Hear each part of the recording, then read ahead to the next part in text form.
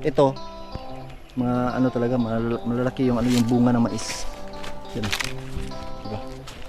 Nagka ano lang kami, nagka deal. Taniman namin yan ng sweet corn.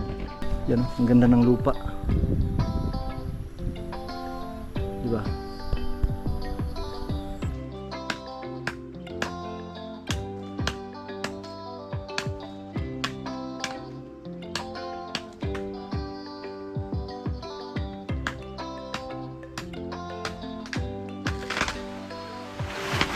Yo, what's up? Isang mapagpalang araw po sa inyong lahat mga kabangas. Yan. At yun, pasensya na kayo mga kabangas kung bakit ngayon lang tayo nakapag-upload talaga. Dahil siyempre ayoko na talaga sana mag-vlog. Kaso, itong GoPro gusto ko na sana itong ibenta. At yun, may bagong opportunity na dumating sa akin. Siyempre, ayokong gusto kong i-grab tong opportunity na to para siyempre makaahon siyempre sa pang-araw-araw natin. At gusto ko muna magpasalamat siyempre sa Panginoon dahil yun binigyan tayo ng bagong pag-asa, di ba? At siyempre shout out kay Sir Elmer Lota. Thank you, maraming salamat sa tiwala na yun. Siya yung sa akin, nagbigay ng talaga na magpursige talaga na gusto niya makatulong sa akin. And thank you talaga Sir Elmer Lota. At yun, abangan nyo mamaya mga kabangas kung ano yung mga gagawin ko, yung mga plano ko. Yun, abangan nyo lang dahil ito yung vlog na kumbaga sa garden pa rin, farming pa rin, pero tulad nung dito sa akin may mga dyan ako, may mga palya. Yun. Ngayon hindi pa na nataniman dahil siyempre wala tayong gipit ako sa yung sa binhi. Mahal yung binhi, tapos ilang piraso lang, 13 pieces seeds lang yung talaga yung sa palya, kaya 2 pack lang yung na itanim ko diyan. Pero buhay naman lahat.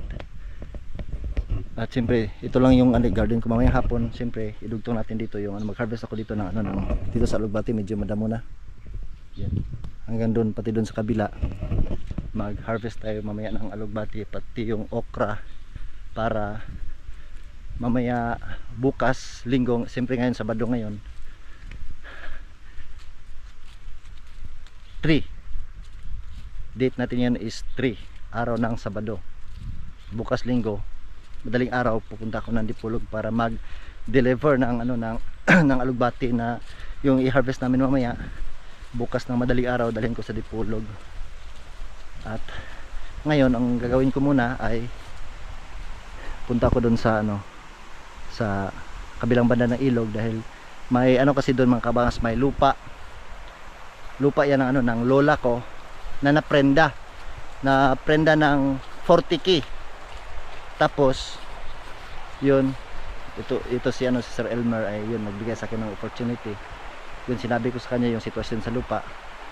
So hindi pa din nabalik kay lola dahil naprenda yan. So ginawa namin ay rolly pa din yung dahil yung may-ari, yung nakaprenda ay gusto nilang kunin yung pera. Siyempre matagal na din yon, pero ngayon lang talaga nung kami na narulihan rin namin yung lupa na yan, ay ako yung magtrabaho, tapos si Sir Elmer yung mag-finance sa akin.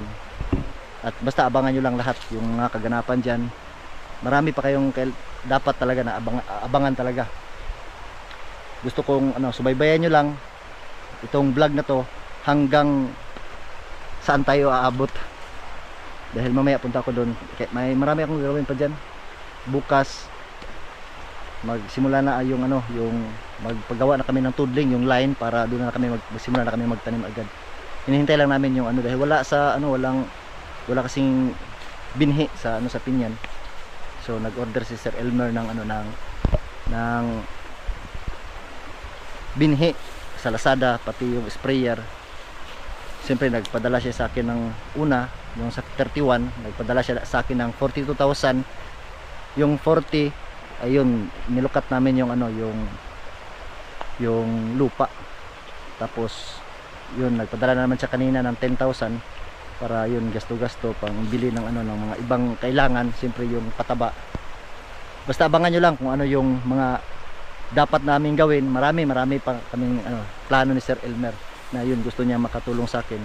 Siyempre ayaw kong iano talaga dahil ito din yung ano yung kumbaga yung ano yung nakasanayan ko, mahilig din ako mananim talaga at siyempre kailangan kong alagaan to na yun ipakita natin kay Sir Elmer na hindi sayang yung pagtitiwala niya sa akin talaga. Gusto kong kung ano man yung kabutihan na ibigay ni Sir Elmer sa akin ay siyempre kailangan ko yung ibalik yung buo at tapat na ano talaga, serbisyo talaga dito. At yun, let's go. Punta na tayo dun sa ano sa kabilang bandang ilog para yun. May mga ano kasi dun mga kabangas, may mga punong kahoy dun sa kilid. Kailangan kong ano yung putulin, tumba pa patungo dito lang sa ano sa gilid. Tapos may mga kailangan pang linisan diyan. Kanina umaga nandun yung ano yung pinsan ko, yun. Dahil kukuha ako dito ng mga ilang tao siguro para yun makatulong sa mga gawain talaga diyan sa ano sa farming talaga ngayong ano talaga natin yung vlog natin ngayon, yung gusto kong masubaybayan yung farming at abangan nyo kung ano yung mga itatanim namin. Yun andito na tayo sa ano sa area. Yun ito. Dito sa baba, bandang baba. Kasali pa to sa ano sa naprenda. Ang laki ng ano ng mais. Ito mga ano talaga malalaki yung ano yung bunga ng mais. Yan. Diba? Tapos puro buo talaga buo. Mga ano mga malalaki. Dahil maganda talaga yung ano yung lupa talaga dito mga kabangas. Itong mais na to na tinanim ni na mama, wala hindi to inaptayan ng abono. Sa lupa lang yan. Yan yung ano yung lupa na kung gaano kaganda yung lupa, di ba? So ipapakita ko sa inyo. Gusto ko rin makita ni Sir Elmer kung saan yung boundary ng ano ng lupa. So dito may tanim na ano pala. Medyo lumampas yung ano yung kapatid ko si Cherry Argos. Medyo lumampas siya. Dahil yung ano yung boundary talaga is yan talaga. Nakikita niyo yan yung ano. Yung galing dito 1, 2, 3 punong nyug. Dito talaga yan yung ano yung line. Dun sa gilid hanggang galing dun sa ibabaw hanggang dito. Hanggang dito talaga yan. Hanggang dun yan. So yan, sako pa din yan. Ito, yung gusto ko sana itumba. Kaso malaki, hindi kakayanin hindi talaga kayanin ng ating itak. At ano yung gagawin ko na lang diyan is akitin, putulin yung ano yung mga sanga. At yung mga punong kahoy diyan sa gilid, yung mga hagime at yung lagnob, kailangan ko yang itumba ko talaga yan dun sa ano sa bangin para wala mas maganda yung pangit yung ano mga kabangas, pangit yung pananim natin na yun hindi direct masisikatan ng araw talaga. At ito kailangan tong patayin ito dahil pag ito talaga namumulaklak, mahirap yan, dadami pa dyan. Ito nasimulan ng pag inaararo na yan, mamaya putulin ko yan pati ito. So gusto ko muna ipakita sa inyo yung gano'n ka, medyo hindi naman to masyadong malaki talaga may medyo, pero hindi rin to maliit na yung taniman namin dito ng gulay. At yun, abangan nyo kung ano yung itatanim natin dito. Gusto ko lang ipakita sa inyo yung area na napakagandang area. Medyo may mga punong nyug pa din dito, sobrang haba na, mga 30 years na to. Yan o, yan yung bata pa. May isa dito is sanggutan yan ni Boy Waslik. Itong mga mababang nyug, tanim yan ni Boy Waslik. Yung area na yan galing dun sa gilid hanggang dun sa gilid pa din. Pero yung trabahoin ko dito ay ito lang sa patag, yung sa flat lang. Yung sa bangin is mahirap na yun dahil may may mga punong kahoy. Ayan o, tingnan nyo. Yung patayin yan. At ito yung hindi pa namin natapos. Doon may mga gemelena doon na kailangan hakutin dahil sa gilid. Pati yung dito. Dahil ito maganda sana to, balak namin ni Sir Elmer ay yun ipa-tractor, kaso sira yung yung tractor sa munisipyo, may piyesa daw na kailangan palitan, kaya gusto na naming makatanim talaga dahil may tinatarget kami na kung anong buwan na kami maka-harvest talaga. So yan ito, napakagandang area. Hanggang dun sa kalabaw yan, gilid ng kalabaw hanggang dun. Tapos yung boundary ito, dyan sa pa yan, sa kinalula pa din yan, galing dyan is dito yan, may may dating puno dito ng nyog. Ito dyan yan, may una pa dyan dito isa, doon na din. Ito yung boundary, galing dito hanggang doon. Pagdating doon sa malapit sa kawain, paliter L na naman yan, punta doon. So ito lang, pero ito pwede ko pa tong gamitin talaga. Tapos gusto ko lang kung sa itong, hindi naman ito masyadong malaki dito hanggang doon, gusto kong i-separate yung dito, yung kung maka-harvest mo kami ditong side, dito na side is bigyan natin ng, dahil yun yung gusto talaga ni Sir Elmer, na yun, bigyan natin yung may-ari ng 10% dito sa area. Dahil pag dyan ng kasi, siyempre may magtali doon ng ng kalabaw, siyempre maano dito. Kaya hanggang dito talaga tayo sa bangin. Yun, ito gagamitin ko talaga to hanggang doon, tungo doon sa talaga, hanggang doon sa gilid, galing hanggang doon para talaga sulit yung natin, hanggang doon sa medyo sa gilid ng ng bangin, na yun may pa din, matatamaan pa din ng araw.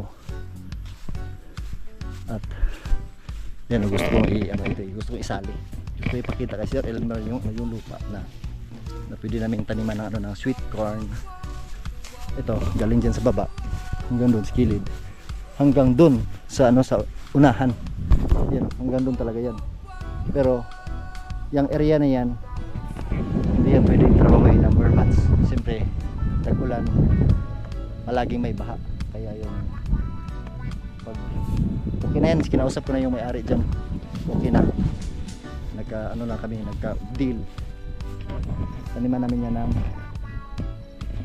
sweet corn. At yun, dito na tayo hanggang doon yan sa sa gilid. Tapos pag gano'n na naman yan yung lupa, iwan to kung bakit nagkaganito yung lupa, punta natin. Galing doon sa sa gilid ng ilog, pupunta doon sa malaki, may malapit sa may bakang kulay pula. Tapos pag gano'n na naman yan, ito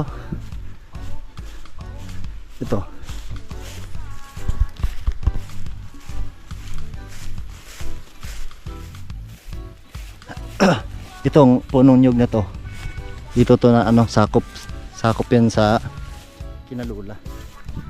May lumang nyug dito pinutol, yung bato, yung muhon ay nandun sa gilid, patungo yan dito, galing dito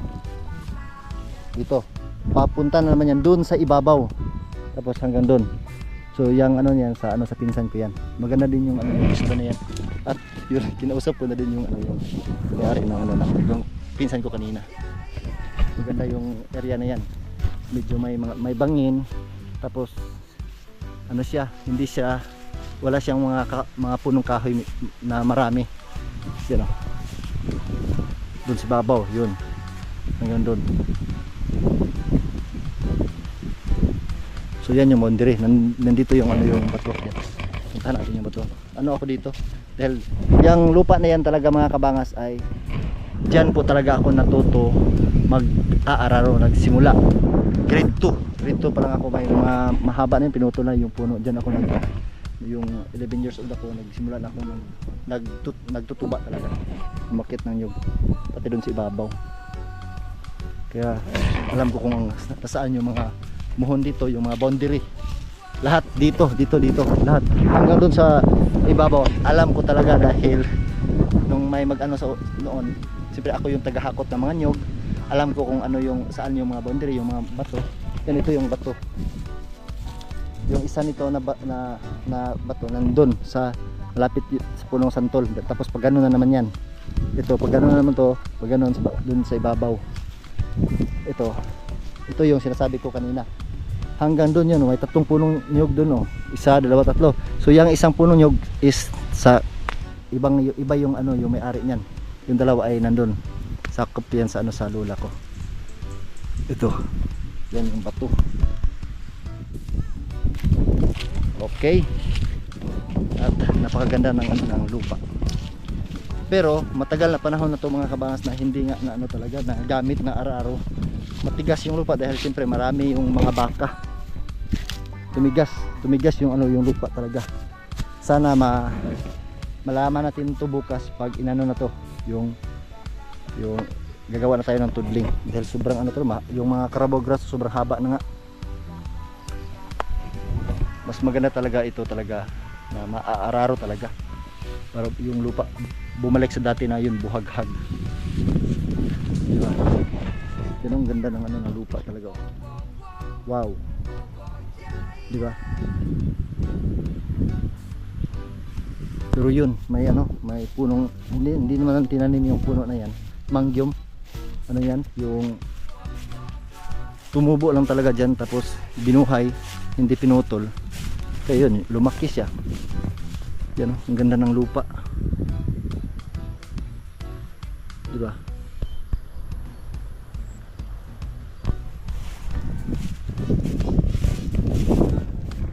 So yung gagawin ko talaga dyan is akitin ko na lang yan. Maraming ano na labayan, maraming langgam na yung masakit mga gat. Sana may malakas na ulan para tamang-tama yung pag-akit. Akitin natin yan ng may ulan. Ay wala. Ay meron talaga, meron. Ayan o, anso. Marami. Gano'n natin yan. Putulin natin yan, tapos itapon natin sa ilog yung mga sanga para dito maano talaga, masikatan ng araw. Tapos yung mga punong mga sanga ng nasa baba, putulin natin yan. O diba? Wow, ang laki. Medyo malaki talaga yan.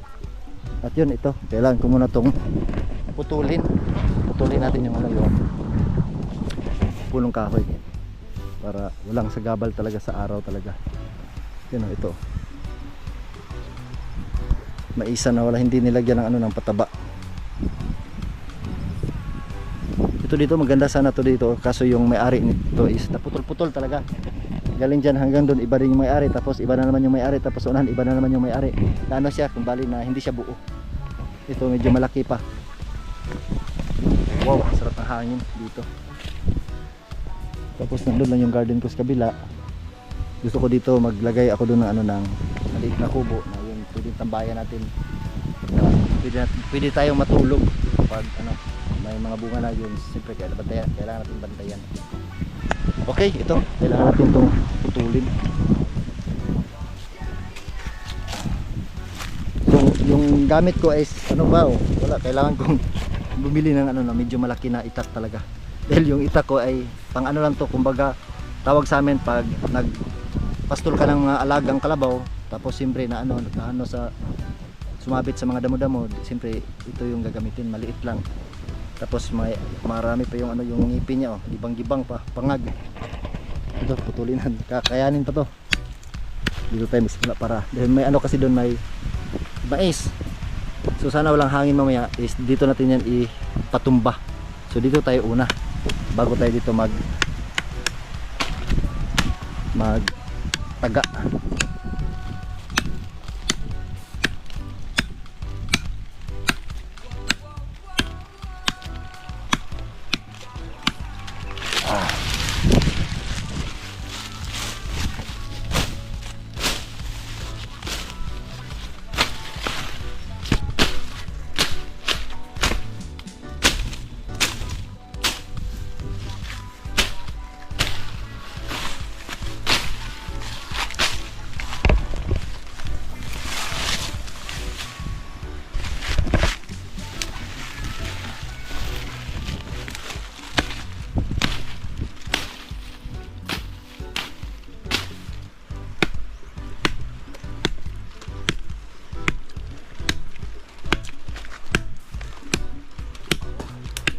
dito.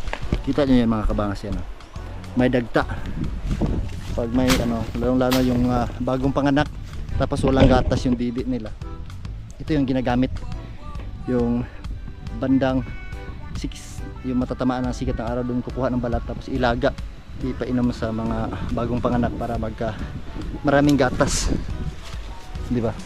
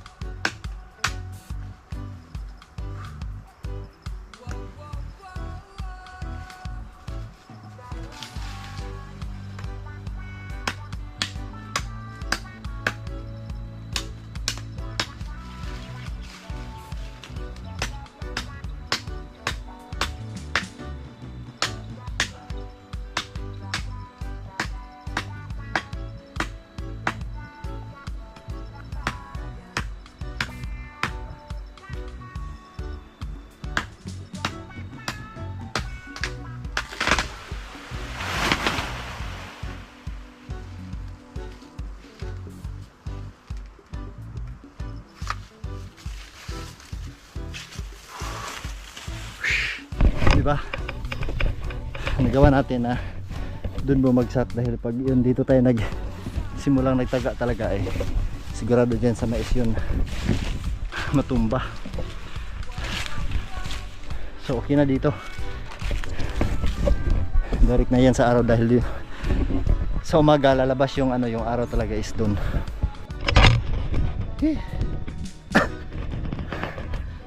Yun, tapos na.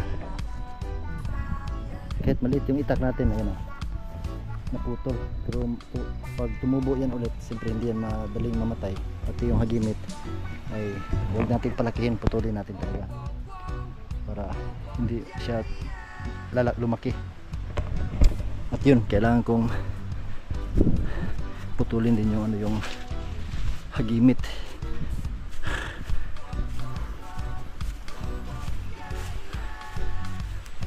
Yun dito, ipatumba natin to sa ano dun sa bangin. Yung ilog dati is dito sa gilid noon, lumipat dun sa kabila, di ba? So darating din yung ano, yung dahil tulad niyan, lupa naging tubig, ilog yan noon, ngayon naging maisa na. So ito sa susunod maging ano din yan, malaki din yan, maging maisan din yan. Sa ngayon bato pa yan, pero yun yung lupa umaangat talaga. Yung bato na yan ay mapalitan niya ng lupa.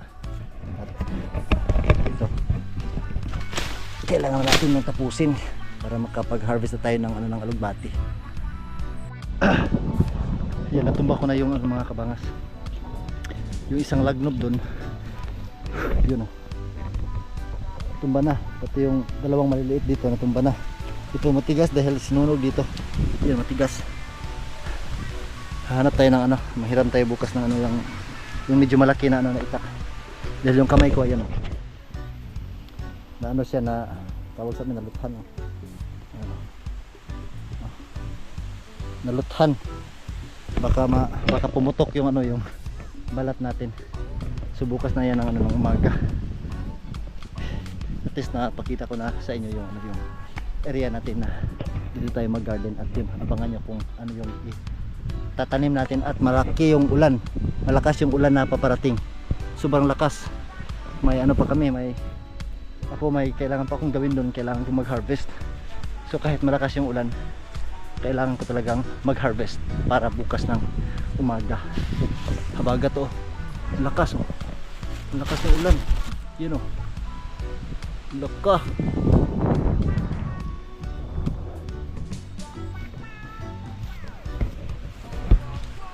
Punta muna ako dun sa kabilang banda ng ilog para bukas na lang to, balikan namin to, dahil mamayang hapon pagkatapos ko mag-harvest ay kailangan ko pang remind sa mag daro bukas para gagawa ng line dito. Yun.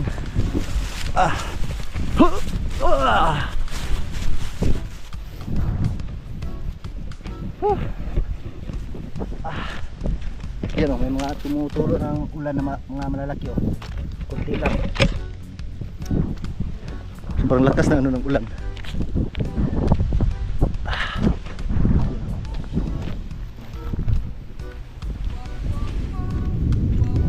Oh, thunder. Ulan na talaga.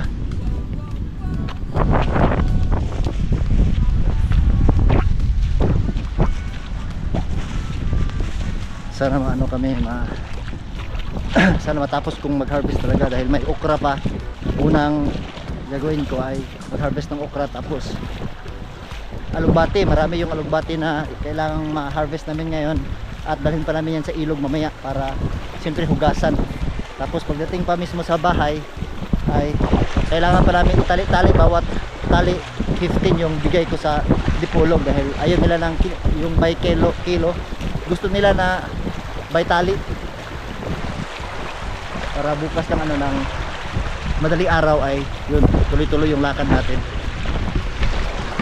Lakas ng ulan oh. Wow, ang lalaki ng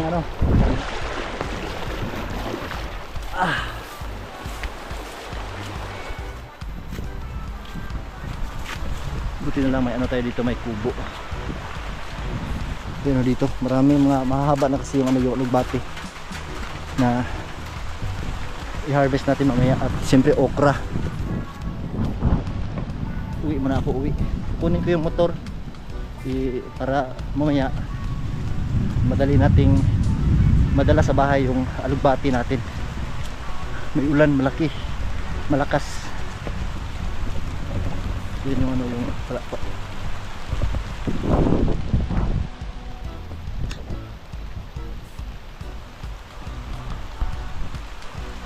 lakyo, ang lakas ng ulan doon oh.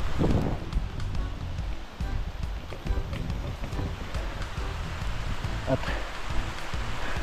babalik lang ako dito mamaya. Yun, nakahubad tayo mga kabangas at wala nang ulan kanina. Ang lakas ng ng ulan. Yun oh, may mga tubig dyan oh. Sobrang lakas ng ulan at kailangan talaga naming bumalik dito para mag-harvest ng alugbati, dahil hindi na ito pwedeng palampasin pa, dahil siyempre may pasok yung yung mga bata sa Lunes, Linggo bukas, at mag-deliver tayo ng gulay doon. Yung okra muna yung uunahin kong i-harvest, tapos isunod yung alugbati at itong sako. Kailangan ko munang hugasan doon sa ilog. May upo doon oh. May upo doon. Malaki din dito yung upo doon. May upo dun sa likod. Tapos doon may mga upo pa na kailangan natin kunin para yung magbenta niyan si kuya, yun sasama sina Aya at Bradbad. Para sa kanila talaga yung yung upo na yan para baon nila or pambili nila ng pagkain pag walang pasok. Pero siyempre sa Lunes may pasok, is ibili natin yan ng baon nila. So kailangan ko muna hugasan yung yung sako. Si Kuya Pyro nandun din sa sa gakit, sa balsa. Nilabahan niya yung yung cellophane para sa alugbati. At yun, mag-harvest ako ng alugbati. Ayoko na, hindi ko na lang kunan ng ng video. So dito naman tayo mamaya sa alugbati. Lakas ng hangin kanina oh. Yan.